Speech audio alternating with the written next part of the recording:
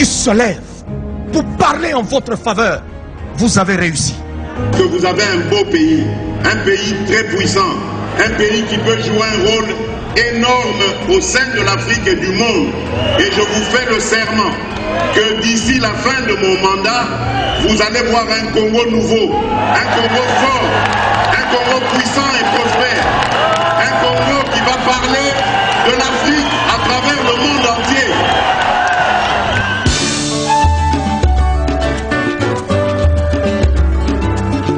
Yahweh, Yahweh, bénis sa forme. Yahweh, Yahweh, batela nitombo.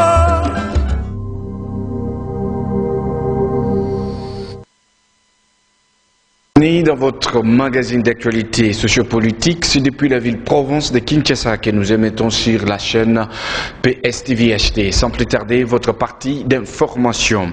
Le président de la République, Félix-Antoine Tshisekedi Tshilombo, est arrivé hier à Dar es Salaam, la capitale de la République unie de Tanzanie, pour participer aux funérailles officielles de son homologue, M.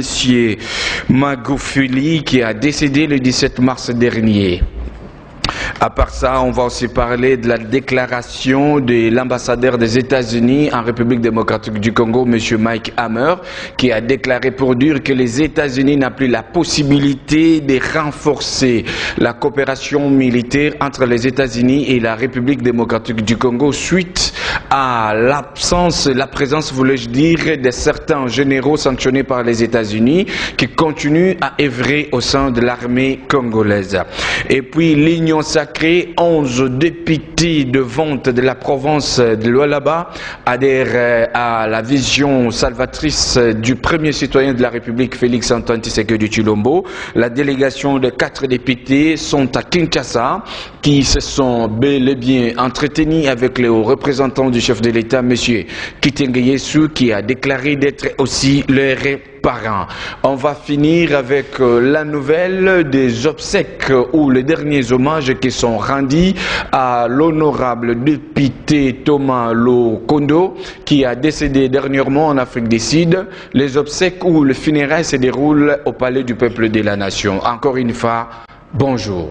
Je suis sur ce plateau avec notre confrère avec qui on va décrypter ce jour, notre actualité de ce jour, M. Pierrot, à qui j'ai dit bonjour. Oui, bonjour, Passimo Lobeli. Très content de vous revoir encore sur ce plateau. Moi également. Je suis sûr et certain que vous connaissez déjà notre caractère, donc notre magazine est bilingue, français, lingala, pour servir nos compatriotes congolais. Moi, Namboka Pierrot, Tozano Awa, lelo nazapena na besoin, tokende na yo na nenge moko propre. Koki mate kozana mapatate ezala pena na mabele, pote bana mboka ba sentir par rapport à actualité oyo tozali na yango na kati ya mboka. Félix Tshisekedi, président de la République, après 37 ans, il y a opposition IDPS. Les lois IDPS, c'est un pouvoir, mais Makamboza Karaboulou y est toujours. Kalev Moutom, depuis Baporta qui est plainte, Azo apparaît traité. Suite Nangwezana Ndengeni. Bon, Makambo est justice. Tokocha yango na sima ya Mkongo ya IDPS. Toloba qui était biso toza IDPS, justice et vous allez indépendant. Donc, toko miser ni force ni na niveau ya ko influencer pour que biso ne tozo kamba justice te. Justice est rotika la indépendant. Côté wana, je pense que tata mokonza mboka beta ki c'était koloba ete ata soko zali mono ya ngai yo ko ina mbeba ba kena yo. Donc sur ces points, en tout cas justice et ça musa nango mais na système ya lisu likolo lisu. Tozali pe côté la justice wana malamu. Parce que ton moni awa il y a eu des abus énormes. Ba abus eze belé oyo bandeko o ba travail ki na kabila ba sali. Suite ya ba abus wana ton a posé de justice c'est salima parce que tu es bien que ba zuzi ba corrompaka bango pe. Il arrive que juge moko ba liesie kanyaka a cédé. C'est-à-dire même na pouvoir où il y a Félix. Si na États-Unis ba juge si les lots na France na États-Unis ba juge baza corrompu. Donc pour ça là son appesio ba mboka oza très développé que ba juge baza corrompu parce que biso toza na sous-développement tokoloba nini. Alors na système ya lisu likolo ya lisu tozolandela dossier par dossier. Dossier yango bakati yango ndenge nini et suki ndenge nini eke wapi pona nini esuki bongo. Voyez donc tokotika te justice et ça là donc et kende yango moko tozo accompagner justice ko recadrer yango lokola mbwaka encadraka ba meme pour être indépendant à mulongo na lenge singeli. Merci beaucoup. Justice il faut là toujours indépendante mais awa tozo mona que depuis mandat d'amener au batinda qui est contre Kalev Mutombo jusqu'à présent azo mona na kate. Comment est-ce qu'une compétence wana ezali ko continuer jusqu'à présent? Bon balobaka mutoyo a yebinda ku bien atana molili akokota kobima. Kalev azaki nani? Kalev azaki haut fonctionnaire na mboka oyo na service ya ANR. Ah, mutu ya service ya renseignement. Numéro 1, il y a service à renseignement. Donc c'est pas quelqu'un ou peut-être batunabiso oyo bazali ko travailler ba négligent qui est. Na ko benga négligence, il faut qu'il déjà ba tenir à l'œil. Koye ba déplacement ne koye ba mouvement parce que c'était déjà un suspect. Ndenge moko na loba ke Kanyama c'est un suspect na likambo o etali opération likofi ba boma bilenge. De faut batu ya jar wana ba tenir bango à l'œil. Toyebi ke Kanyama aza parmi bato ba commanda ki bazaki ko commander opération likofi, on a tué des gens dans ces pays. Et ça là ba traumatisme na kati ba famille, ba beta ba tumasasi na misu ya baleki na misu ya bakulutu na misu ya ba mama na misu ya batata. Batu wana baza déjà ba suspect, il faut déjà retenir bango à l'œil. Mutu le roi Chadar ya mutu faut retenir à l'œil. Pour ça batu oyo basali ba babi ebele na kati ya mboka oyo. Donc ndenge baza wana déjà na ndenge ya sesi faut kolandela ka bango. Une fois que to koyi na likambu na bango, ba récupérer ba ake na justice. John Numbi, de loi Kimi. Aki mutu oyo nanu kutu tokomi kuna te. Tozonga na dossier ya Kalev. Azomuna na te malgré mandat d'amener zaki. Mais awa tozoka ke yepe apporter plainte. Parce que yazomuna na te apporter plainte ndeni. Apporter plainte par voie ba juge naye, ba juge nende ba kinero déposer plainte. Notangi plainte ngona butueza na nga ba aventure. Ya yebi gaza innocent. Mutu ayebi ki gaza innocent. Ce qu'on porter plainte. Il faut akende kolakisa ba preuve naye. Qui aza réellement innocent. Mais tant qu'il y a comme on porter ma plainte, on comprend directement que Aza n'a même mise dans ma cambo bazo funde là. Merci beaucoup. Tozali ko signaler na baiba ko landa biso kelelo tozolo bela makambo ebele. Day national nanu il y a 3 jours pour na président tanzanien. Nini pour na ba congolais par rapport à matanga oyo seni makambo za bulu yeke na kati ya mboka. Gouvernement sa maloko ndeti lelo zo bimate. Ba akizé IDP c'est pas monsieur Molier honorable Nembalemba en watokolobe paix dossier ya gestion ya bien public et pas ba expatrié toujours maintenant ce qu'on a dossier au yezota la deuil national 3 jours est-ce que eza penza na importance c'est pas ba na mboka ya Congo? Oui c'est très important parce que tout ça na ba relation na président wa Kufaki alors eza vraiment important pour nous décréter yango et surtout il faut rappeler que le président de la République azali président de l'Union africaine. Donc ce qu'a sali yango c'est asali yango pe na le lenge azali na ba titre au ba PC à niveau ya Union africaine. Donc azali kaka tata mokonzi ya ngumba Congo te mazape tata mokonzi ya Afrique mobimba. Aza papa kaka ya Congo te ya Afrique mobimba. Akoka juste que ça la message moko condoléances to moni pe lobi dimanche akitaki moko sur place mais pourquoi décréter deuil national et puis combien de jours? 3 jours. Mais il faut ba muto akufi azali nani. Mais tozo mona pe ba congolais bazo kufa wana est boyeboye on n'a jamais décrété le deuil national. S'il vous plaît. Muto akufi aza mutu oyo aza patriote na kati ya mboka naye. Abundi. Lutte na ezaki mundele na kati ya mboka te. Lutte na ezaki mundele soko lingi oya ko zwa richesse transformer yango na kati ya mboka naye. Donc c'est un président aza modèle pour na biso lelo. Aboya ki kobima. Abina okende sika monte soza posa na nga yo yaka. Donc biso topic ça fatia bima. Non na lobby ye na opé sabino lutte na ye. Je parle de lui. Si je ne parle pas de Faché. Mboka na mboka eza en réalité nango, mboka na mboka eza na ndenge nango. Mboka oyo Faché azali ko diriger lelo président de la République Félix Antoine Tshisekedi Tshilombo. Eza mboka eza na ba problème ebele. Tandis que oyo ezaki déjà na économie fanda. oh ya bazaki déjà na ba élection ba respectera ezaki déjà na ba tout est belé alors tant azu bokondi aki na posa ba déplacement belé tandis que le président de la République Félix Antoine Tshisekedi Tshilombo tant azu mboka azaki vraiment na posa ba déplacement ko bongisa ba relation au Kabila a bebisaki ko bongisa économie au Kabila bebisaki ko lungola ba sanction o ndenge toza bo guerre eza na est mais to ko soma mundu kité. Tous ces amakambo Kabila bebisaki o faki tata mokonzi abima akende ko bongisa ba relation na ba mindele pena bande ko musu kilikili. Donc on comparer na Félix T parce que mboka na ye ndenge évolue za ndenge mona RDC. Merci beaucoup. Moya ko comparer bango mibale za est-ce que tozongi nanu awa na mboka na biso Congo précisément na Okatanga.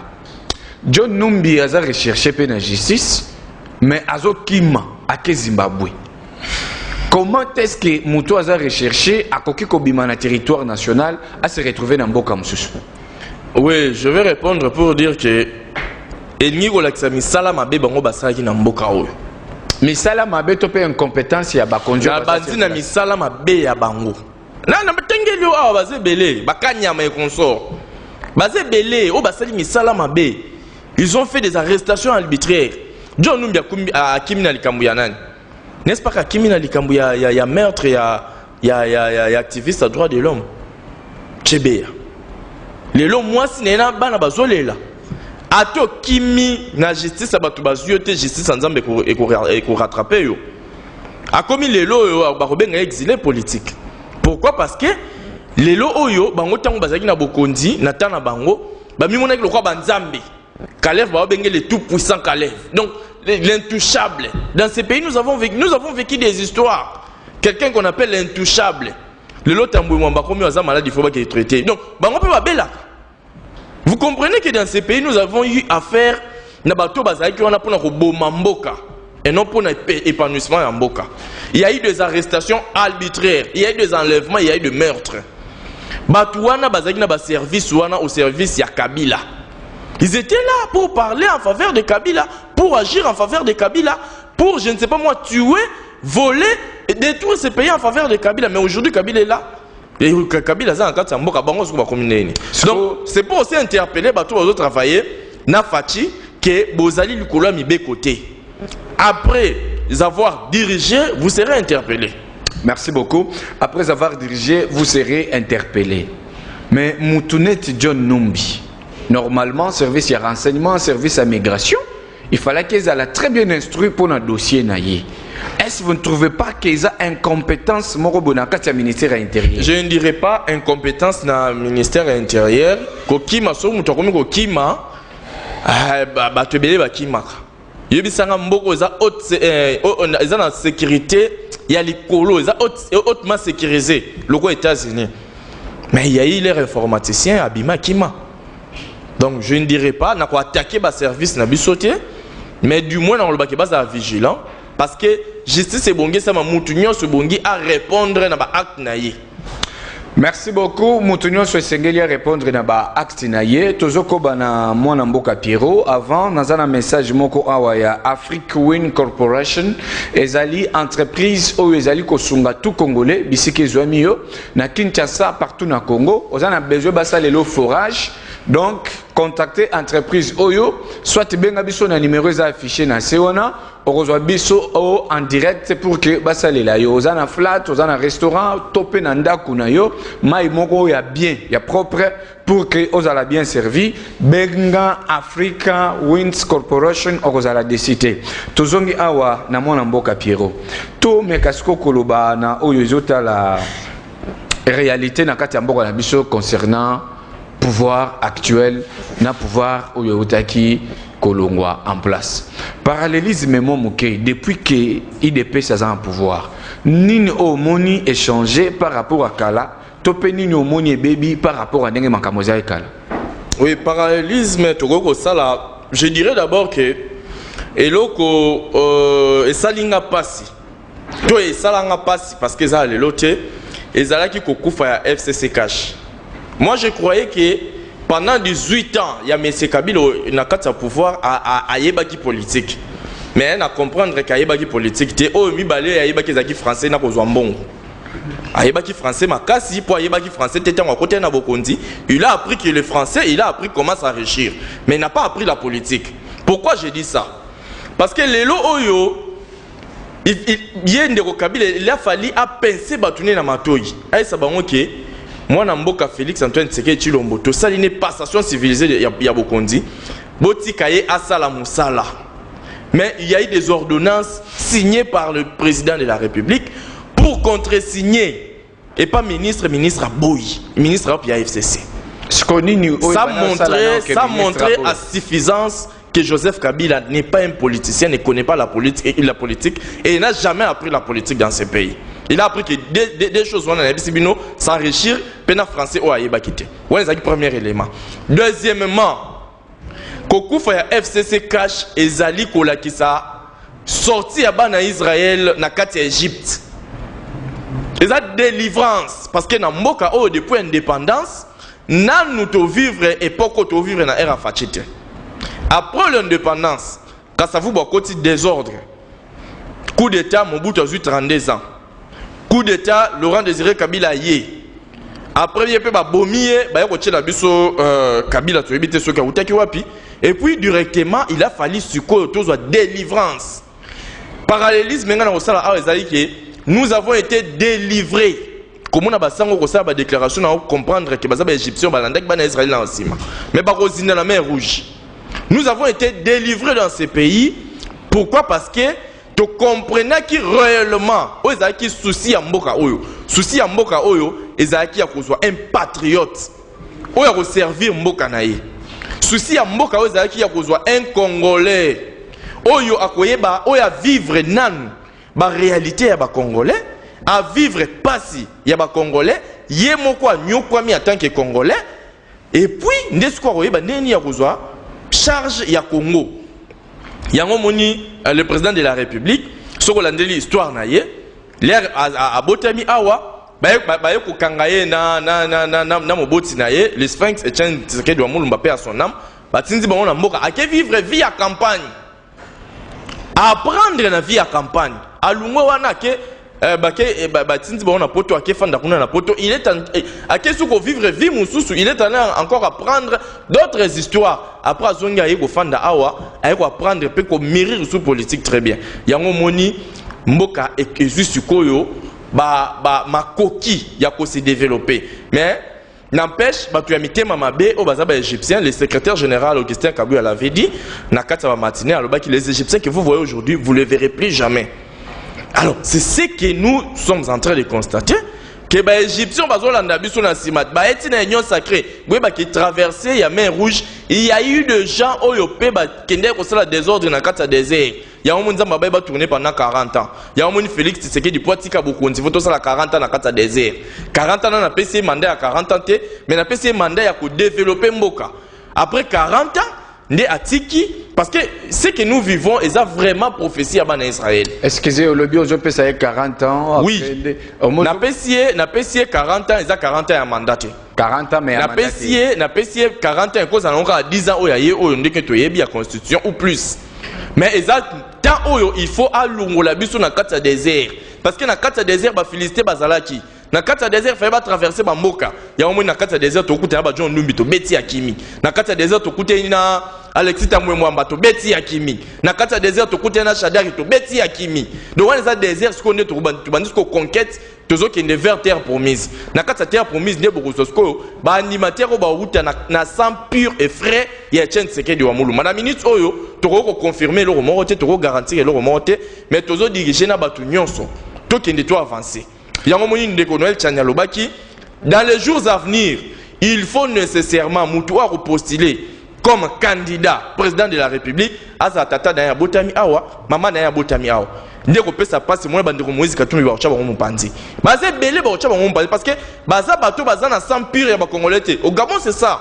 Na mboka mso kende te ko yo outi soki wa pozaki Tanzanien, tata no zaki Burundais, maman no zaki Ivoirienne, oyemba moko yo postuler. Non, ba Hollande originalité wana baiba est réellement ozana sans pur ya mboka wana pour konza bango na sepela ki na likambo wana lea bazobongisa makambo ya élection ba kota motion wana ba verrouiller yango pour postuler na mboka oyo il faut nécessairement ozala mutu tata na yo na mama na yo botami kaka na kati ya Congo. Soko botami na race mélangée en tout cas atokondima ote. Merci beaucoup, merci beaucoup. Je profite pour souhaiter un joyeux anniversaire à mon frère Alain Kabongondomba, là où tu es, bien de bonnes choses à toi.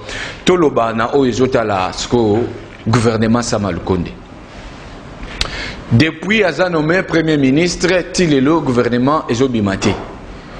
Lobby na landi honorable Lemba Lemba Papa Molière azoloba que et lo que bana bloqué élection et nini gouvernement ezalinde IDPS parce qu'aza na 8 postes mais a PC 35 candidats. Selon Bino, comment est-ce que vous trouvez ça? Pour la petite histoire, Papa Molière va soutenir Kabila, na AFDC ya Bahati, alors que Bahati était avec Kabila. Papa Molière Azaki Bato bando soutenir Kabila, alors que la population était en train de couper na kati ya douleur, ya souffrance, ya monyoko li ya Kabila. Molière Azaki na AFDC ya Bahati et Bahati azalaki ensemble na Kabila. Baza Bato oyo bakoko pesa biso ba leçon le lote. Ba okasoni ba fanda kimia. Baza batata buzoba. Ici je le dis tout haut. Pourquoi? Parce qu'il y a beaucoup s'attaquer à l'IDPS. Il y a à réunion à l'IDPS. AFDC, AFDC, tous déjà ensemble, ils attaquer sur l'IDPS. Jamais Kaboun de qui bango qui biso tous machine politique. So totaliste mandouk vers yo. Okokima. Totaliste qui on a Janine Mabunda ti le loi mona nate. Totaliste on a Robert Wati le loi Kenda. Le so totaliste on a misika bango bazali. Bako regretter. Ba totumbola nate. C'est la gouvernement Bima. Makambouana et ça va fake news. UDPS a proposé et logo Moroté na Jarwana. Le secrétaire l'avait dit. Batou ba postulé au sein du parti ndé ba yebani na montawana. Mais UDPS a proposé batou bongoté. Pays ce que UDPS a proposé OK proposons le panel. Ça mandat qui a pour la biso batou ba animer ba côté dans gouvernement né. Non. Autorité morale y a parti na biso c'est Félix Antoine Tshisekedi Tshilombo. Ba okende ba discuter ensemble na coulisses. Babité tobeta boto sala ba o babimi OK après bazon ba ki ba pesa on ensemble. Donc to pesa confusion te batata molia batika buzoba.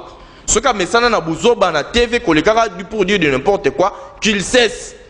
Merci beaucoup ceux qui a mesana na buzoba qu'il cesse. Tozo na mo tuna mususu simande tozo moi pose. Premier ministre Samalukonde alobi ne confondez pas l'urgence et la précipitation. C'est-à-dire, pour Naye, il voulait dire quoi par là? Donc, tout dans le gouvernement, ou bien il voulait dire quoi par rapport à l'analyse de Bino Bossali? Par rapport à l'analyse de Bossali, Namboka Omutu a sala gouvernement, si j'ai bonne mémoire, et Zali Bongo Ndeko Lumumba. Époque, il y a Mobutu, premier ministre, Morota Tigali Gossala gouvernement. Laurent Désiré Kabila, mon premier ministre, m'a atikali au sala gouvernement. Kabila Joseph a atikali kopé sa opportunité na premier ministre, m'a atikali au gouvernement. Puis idem, le lot de Félix Antoine Tshisekedi Tshilombo jusqu'à présent, gouvernement, premier ministre, c'est là-bas ça la peut ça y est. Pourquoi? Parce que simplement tous ali na ba coalition, tous ali na ba cohabitation, eux ali ko senga biso. Tout ça, la partage équitable, il y a pouvoir. C'est-à-dire, il y a un ministère qui gagne, il y a un ministère qui gagne, il y a un ministère qui gagne. Et à ce moment-là, tu vas diriger ensemble. Donc, ça m'a il fait très bien son travail. Alors, ça, la salle de consultation, parti politique, regroupement, il y a qui a une candidature na bango et na minute oyo. Tellement que il faut que les compétences avérées pour pallier les problèmes sur le terrain. Donc on ne peut pas prendre des gens précipitamment et puis on ne peut pas prendre des gens précipitamment, mais il y a de l'urgence. Peuple les autres souffrir. Il faut que le gouvernement soit en place pour répondre à nos besoins de la population. Mais de façon où l'intérêt kende, le tozo monango mabe, tout le monde même, tu as décidé. Bazo s'apprêtait déjà il y a 6 semaines ou 6 sans que le gouvernement est à la portée de tout le monde. Il faut qu'il tabac la balle. Qui tabac réclamer. Réclamer le gouvernement parce que réclamer le gouvernement pas Fayoulou. Décidez réclamer votre gouvernement, c'est votre président élu. bakende ko réclamer gouvernement pas Fayoulou et pas Félix T. Merci beaucoup. Tozo Senga, juste une petite pause niveau ya régie et on se retrouve juste après cet élément.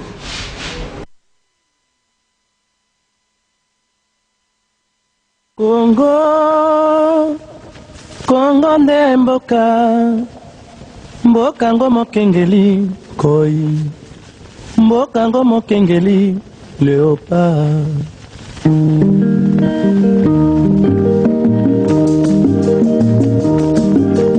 Mikolo tosekanaki na mosolo ya mboka Congo ekoki, tofungwani misolelo tomoni bozoba nyonso tosali oya kobongisa Congo aveni ebongi tosala moto nyonso ata mwana Congo ya mosolo mpembe ya nzoku, Congo ya bwanya kasa ya mbila, Congo ya makasi moto ya nkoi.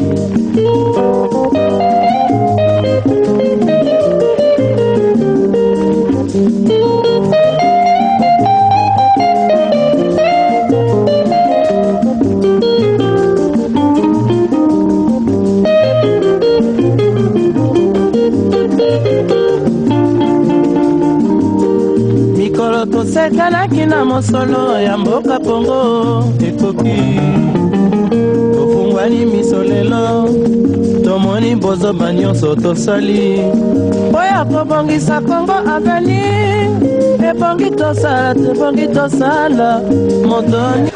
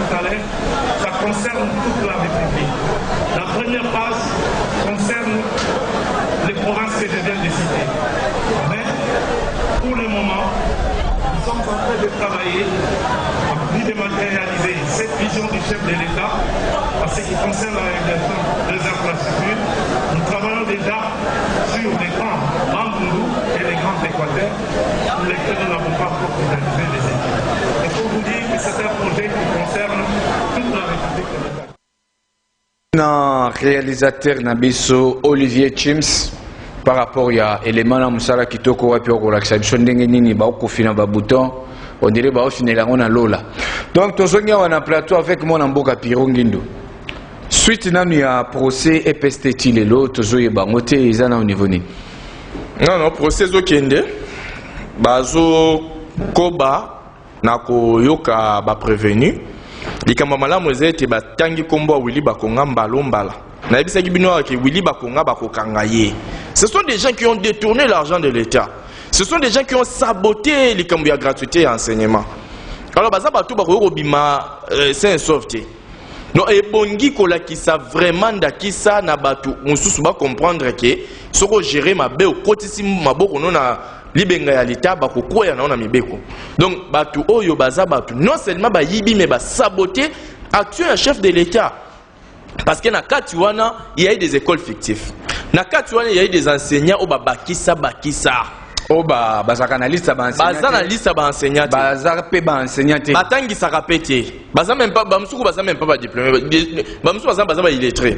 Mais ba kendara chaque fin du mois, ba ke bazumbongo na banque. Pe bino batu bo kenda kozwa mbongo na banque na compte ba enseignant. Boy ba enquête ezo salim. Et kozana na banque ke kozwa mbongo ba kangi papa ya kana na tangi sa na école nini.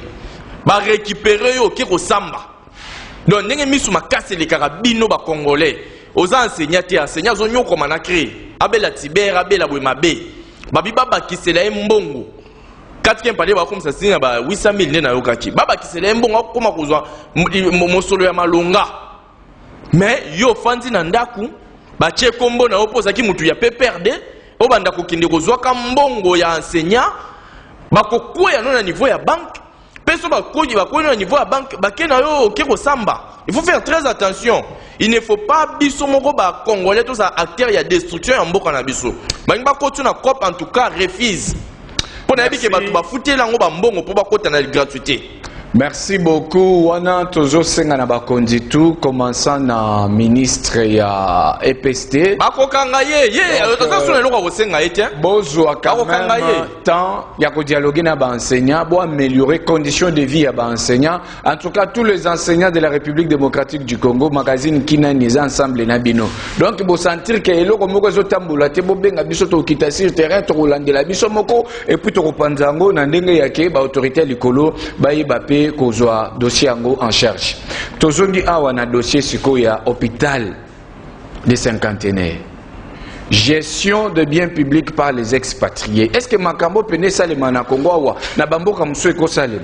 Ya Congolais pene ndenge na zabu na Chine, bajo hôpital moko munene soki ya Tokyo, soki ya Hong Kong balobi, molobi le banda ko gérer. Est-ce normal? Ezali régime ya ba BBC. Ezali régime ya ba destructeur. Oyo ba Jiraki na tangu ya Kabila. Yango biso to bito debulo la to ba to debulone ba to bele ba mona yo ngwa maseki.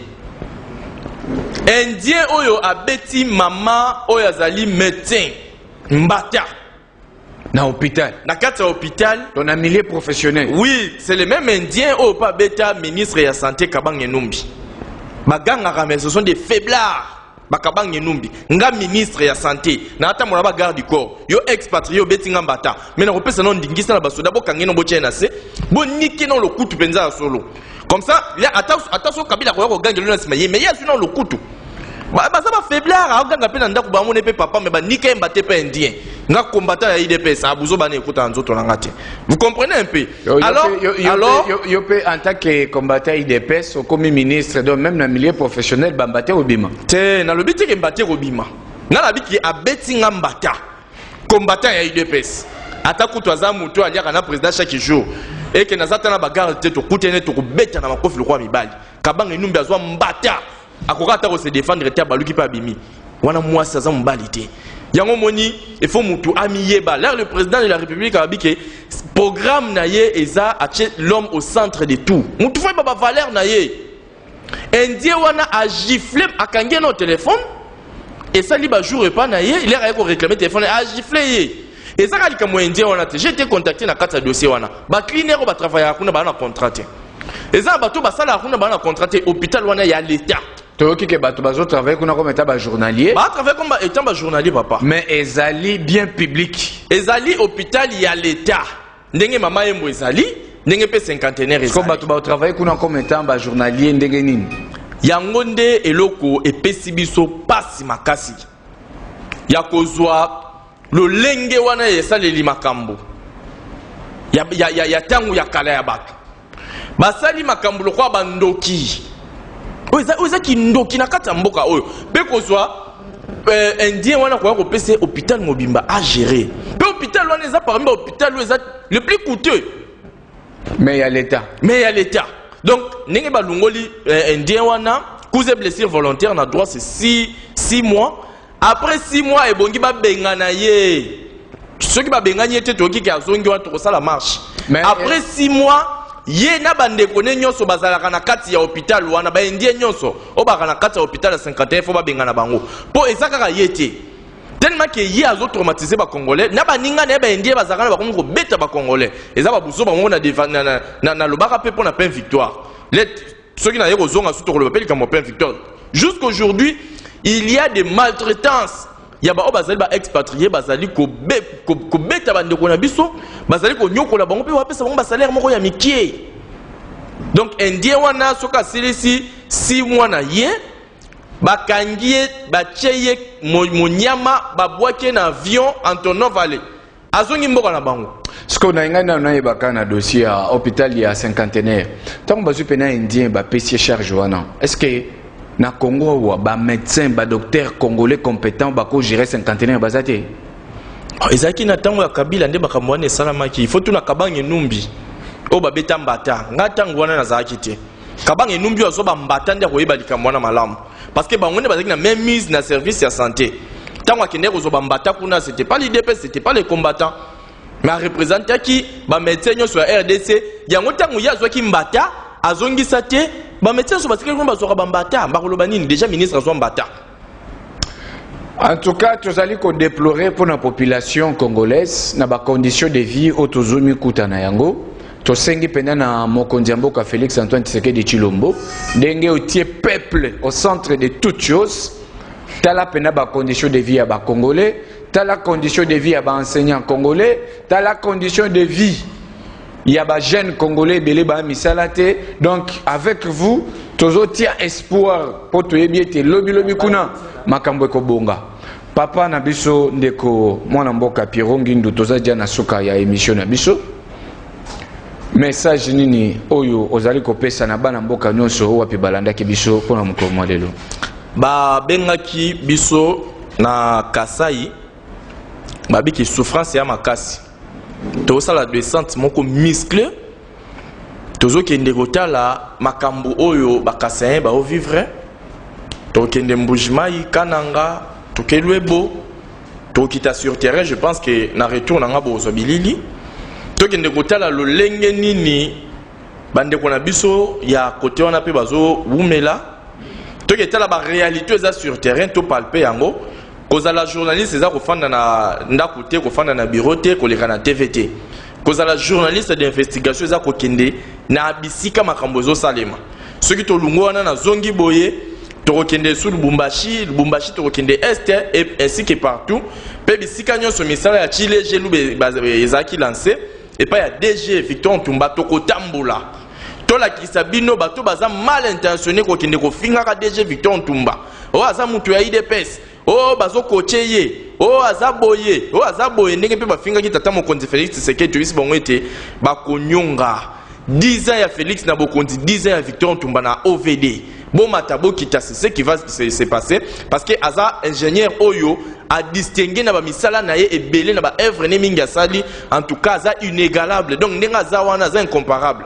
donc dans expertise azali ko apporter ba PCL misala wana Chile jelu beaucoup moins ndenge ba ko bungisa banzela na ba province partout esika o Chile jelu eza lancé toko kita ensemble na ye total lo lenge ni misala ezali ko salema tokozwa bilili bokozwa pe bilili yango bino bapandisa ngo bomona lo lenge nini bato bazali ko critiquer na bango kaka en vain bato ba critiquer kana na mitema mabe. Mais on a la compétence, on a la compétence, on a la il y a soutenir, il y a une idée. Alors, tout le monde était les cambo, il y a lancement, il y a les cambo vraiment très important. Il y a la capacité monsieur à OVD. Parce que jusqu'à présent, tu vas comprendre, mais na kokende le lingue to travailler, je pense que bato belé ba comprendre message à Souki Ezali et tout ça la confiance na mokonzi mboka Félix Antoine Tshisekedi Tshilombo na pesi ba combattant nyonso mbote na pesi particulièrement ba combattant ya Ligue de jeunes ya fédération ya funa bipa yoapi tozali ko kamba na pesi ba mbote pe bandeko nyonso o balanzi biso na pesi ba mbote to pesa confiance na tata mokonzi Félix Antoine Tshisekedi Tshilombo. Merci beaucoup na bainyo so balanda kibiso tozali na suka lobby na kati ya magazine awa kinani nazo ya mbabongo mona mboka Iget Kalala ya G27 na rozalane awa donc lobby à partir ya 13h30 nous serons en direct na pesimbote na président Félix Kalala Nzaji IDPS section ya Bandalungu Mbote. Merci ngana bino mokolo mokoya. Quand vous avez une voix qui se lève pour parler en votre faveur, vous avez réussi. Que vous avez un beau pays, un pays très puissant, un pays qui peut jouer un rôle énorme au sein de l'Afrique et du monde. Et je vous fais le serment que d'ici la fin de mon mandat, vous allez voir un Congo nouveau, un Congo fort, un Congo puissant et prospère, un Congo qui va parler de l'Afrique à travers le monde entier.